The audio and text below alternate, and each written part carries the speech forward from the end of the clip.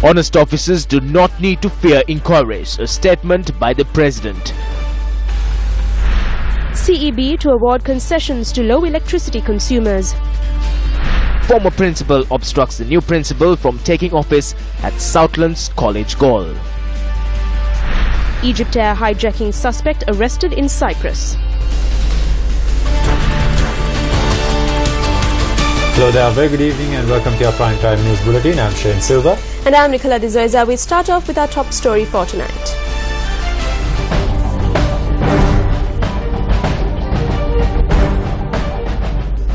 President Maithripala Sirisena today presided over the 33rd Annual General Meeting of the Sri Lanka Administrative Service Association. The event took place at the Nelumpokuna Theatre in Colombo and was attended by Prime Minister Ranil Wickremesinghe, ministers and MPs. Cultural performances added colour to the event.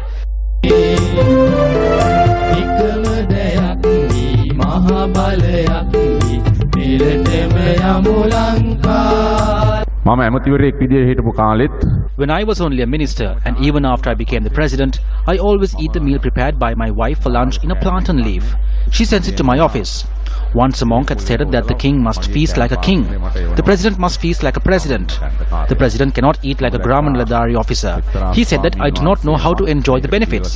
He's telling me to feast like a king. However, I have no desire to do so. The president also commented on public servants.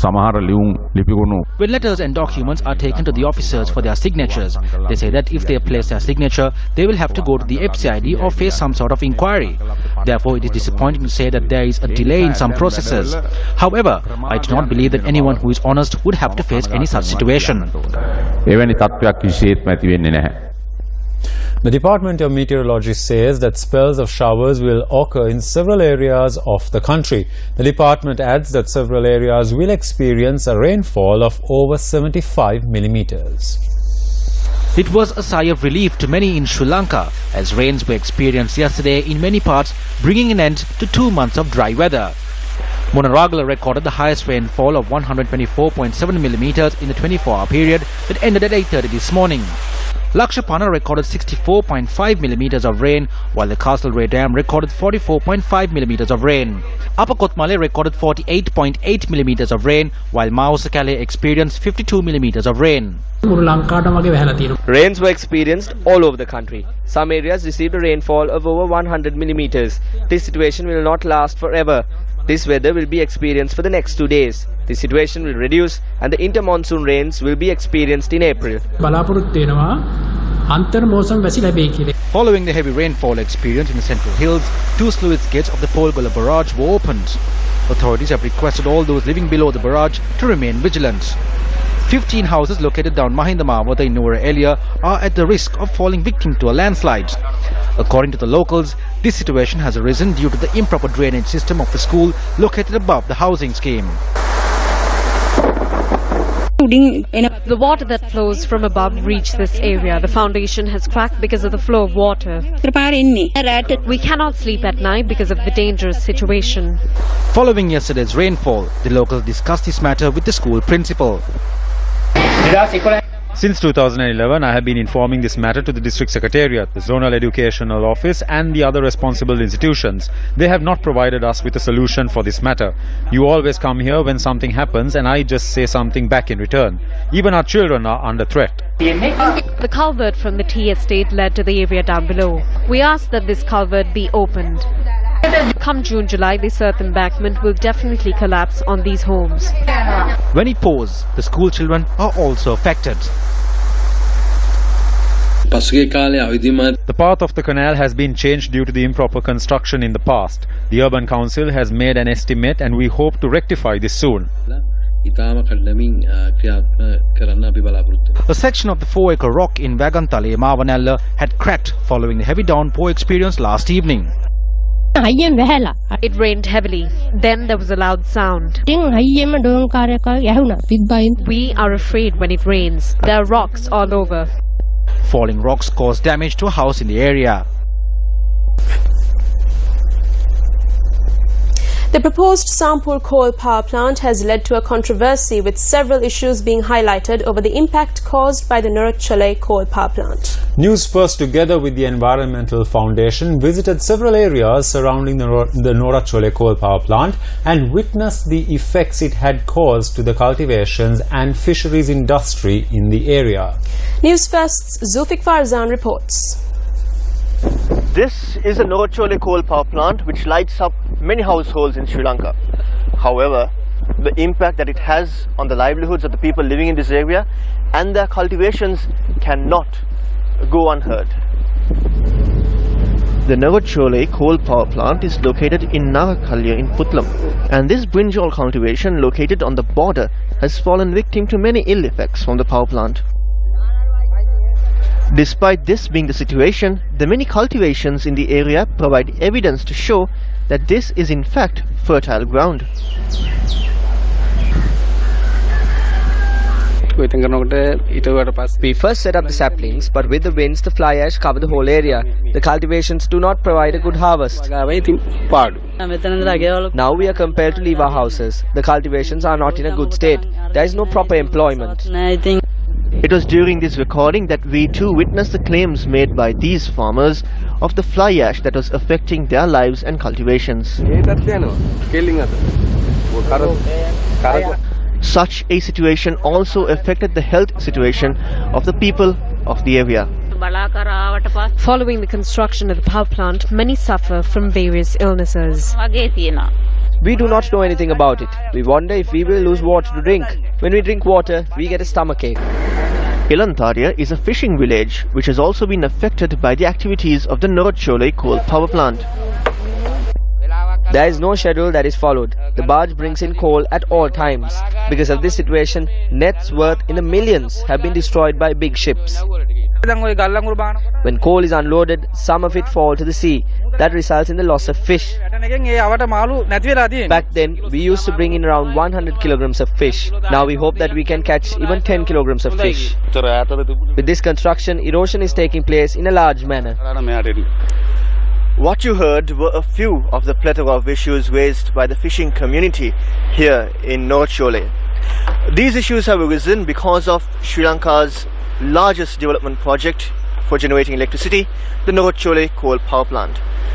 Therefore, is it justifiable to move into another project without solving any issues here in News1st? Authorities must reconsider their future plans before going ahead with them, and also provide solutions to the existing issues. As questions continue to be raised over the proposed Sampur coal power plant, the Minister of Power and Renewable Energy convened a media briefing today to comment on the project. The total cost of the Sampur project is $600 million.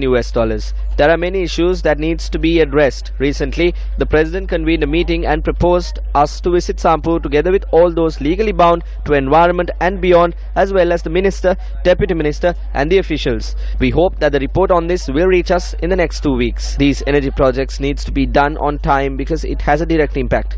We need to state that clearly. We do not hope to construct any more of such power plants after Sampur.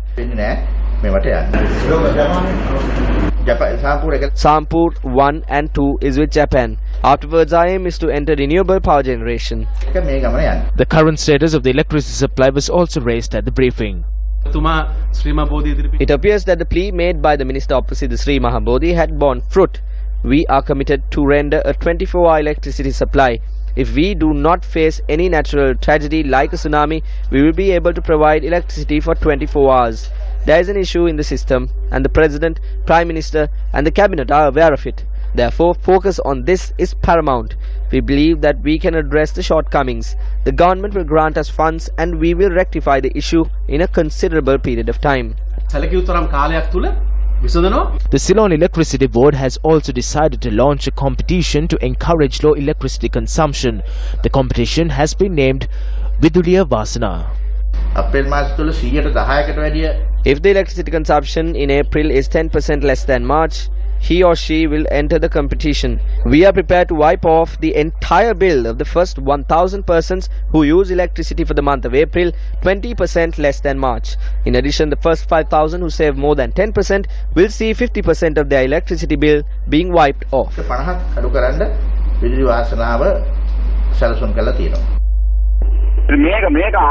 The government doesn't need to conduct such a lottery scheme. The government must ensure that the people are not in darkness. This is not a task for the government.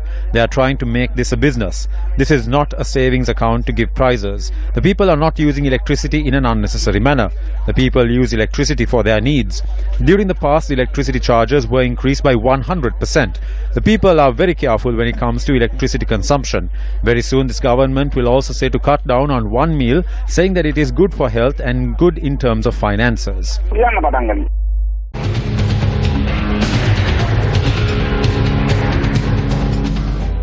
A group attached to the school's development committee and the Past Pupils Association of the Southland College in Galle staged a protest march yesterday against the transfer of the school's principal.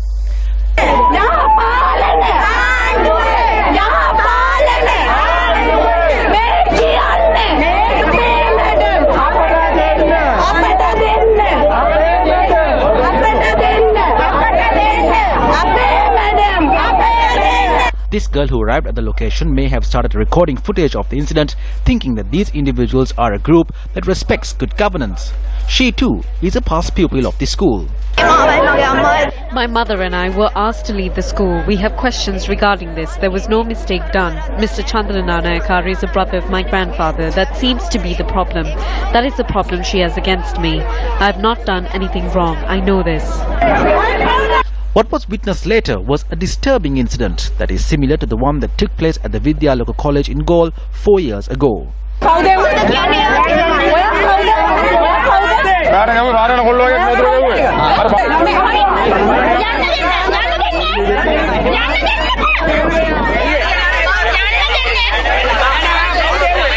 The principal of the school convened a meeting of the Southlands College School Development Society on the 26th of March. By that time, she had been transferred out of the school. This can be considered a deal that she and the Ministry of Education arrived at because complaints had been lodged regarding her wrongdoings that could get her suspended rather than transferred. This media release that was issued by the Ministry of Education on the 26th of February bears testament to this. The Ministry of Education not only lets her remain in her position, but lets the individual in question remain in her post until she decides to vacate the position, that too with the agreement that the charges against her will be withdrawn. A predecessor was appointed to the post of principal at the Southland College on the 17th of this month. This individual, who arrived at the college to assume office, is made to hand this letter over to the Southern Provincial Minister of Education. Even though the letter was sent to the Secretary of the Ministry of Education via fax, that has been a futile attempt. The letter reads that he was obstructed by the previous principal when he tried to assume duties. The Supreme Court was a solace to the principal of Vishaka College in Bandaravela, who was subject to a similar fate. Rather than penalizing those accountable for such uncivilized behavior, what is transpiring is those accountable are given positions and benefits. Is this the revolution that the Ministry of Education is hoping to achieve in the month of May?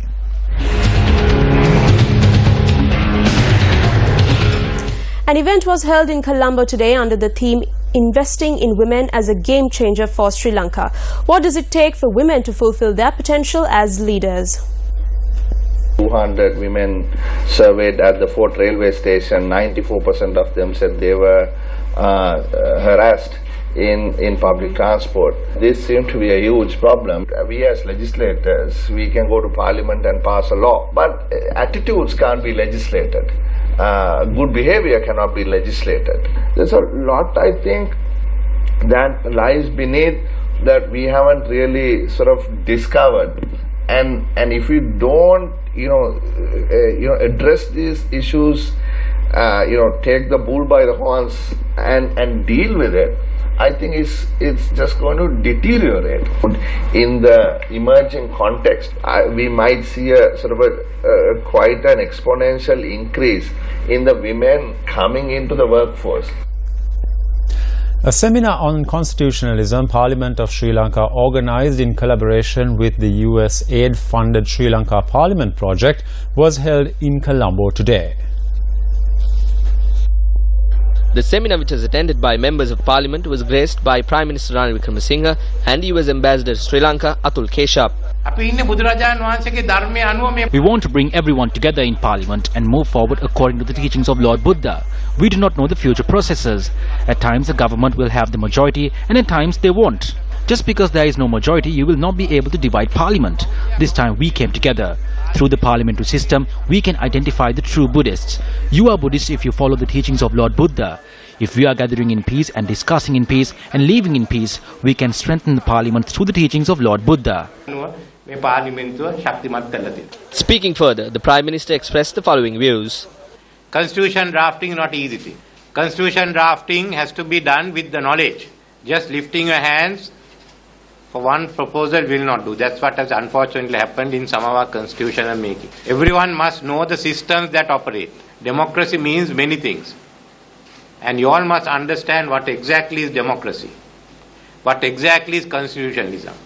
Sri Lankans are rightfully proud of their long democratic history, influenced by its own unique traditions, relationships, and working institutions. You have confronted challenges in terms of conflict and natural disaster, changed governments in a vibrant multi-party system, and embraced progress toward transparency. There remain difficult challenges to address issues related to reconciliation, accountability, and a government that reflects the will of the people. But these are decisions for the people of Sri Lanka and for you as their elected representatives. Thereafter, a presentation was held on constitutionalism and the central idea of constitutional government. Every country in the world claims to have a constitution. Sri Lanka claims to have a constitution. We have had several constitutions. But the important thing to realize is that not every country has constitutional government. Because we are human beings. Every politician is a human being. Every politician is flawed, not perfect. Constitutional seeks to contain power on the one hand and direct it to the public good and not to private interests. Now, constitutional paramountcy usually requires full judicial review of executive and legislative action. Does our constitution have that?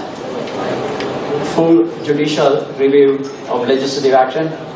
There is no ability for a citizen of this country to go before the highest courts and say that this law is unconstitutional and therefore must be either validated or modified judicially modified so that the constitutional rights of the citizen can be sustained.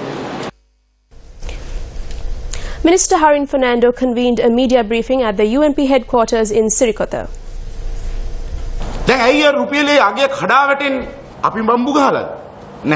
Why is the value of the rupee depreciating? Is it because of us? No. The World Bank limited the loans that could be obtained by the government. When this took place, what they did was pawn the public enterprises and also obtain loans separately. That amounts to 1,042 billion rupees. Yes, loans of the amount of 6,300 billion rupees have been taken. This was to pay off the interest being paid by the people for no reason. The results will come by mid-year and it will be for the people. That is why the Prime Minister said that bitter medicine will have to be given. He is the doctor that gives the medicine. If the people want to have it, they will. If they say it's bitter, they will not have it and die.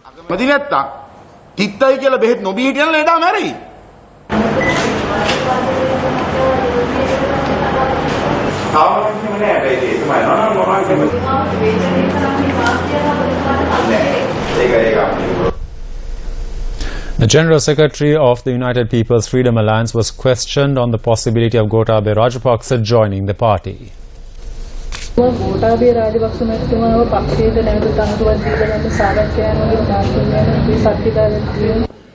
There is no such discussion. I am an Assistant Secretary in the SLFP and a General Secretary in the UPFA. No such discussion has taken place.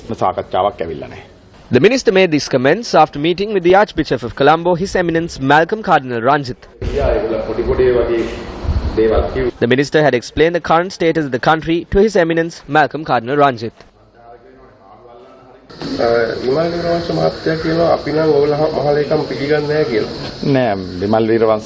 Veerabansa or Uday Gammanpilla are not part of this party. They are in the party that opposes us. We know that one group wants the SLFP disbanded and a new party formed. With evidence, I can prove that these parties have contact with the UNP under the radar. The objective of these individuals are to break the SLFP and reap all the benefits for the United National Party. No?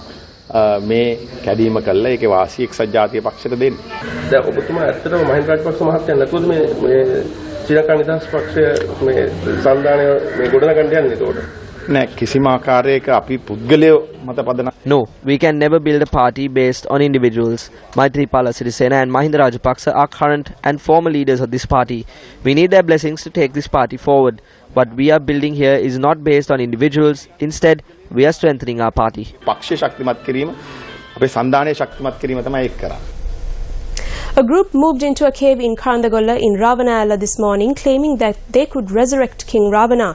This group undertook this journey this morning. A group of 8 from various parts of the island, including Mogatua, visited the Karandagolla area in Ravanala located on the Alla-Vellavaya road. According to the group, they entered the cave after the leader of the group, a girl, had a dream. The other 7 members of the group claimed that they are direct descendants of the Ravana generation. Police officers recorded the details of the group. The pathway to King Ravana and the border in which he lies has been shown and the procedures to be followed has been told. The site beyond this has not been discovered. However, I have been shown the pathway. King Ravana's eyes and nose has been witnessed and I have visualized it. He possesses a treasure in his hand which is neither gem or jewelry. ඒ වස්තුව කියන්නේ මේ මුතුමැණික්වත් රත්තරන් මේ දේවල් නෙවෙයි. The group entered the cave together with a group of life-saving personnel and journalists and moved 2,500 feet forward with the greatest difficulty.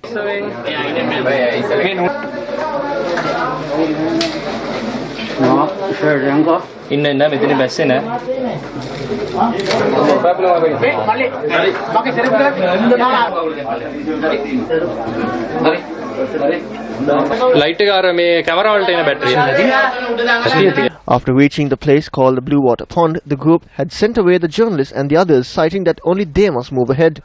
One individual out of the 8 was refrained from entering the cave and was returned, and the lifeguards remained throughout the expedition. Our correspondent, who also descended into the cave, stated that there was no clear roadway after they arrived at a place that is called the Blue Water Pond. Our correspondent added that the group of 7 who engaged in this dangerous journey returned to the surface by evening. The correct pathway was shown to us. Within a short span of 10 minutes, we were able to get there, and it was the exact location, and our pathway was correct. We knew there was a doorway, however, we did not know that we could come out from here.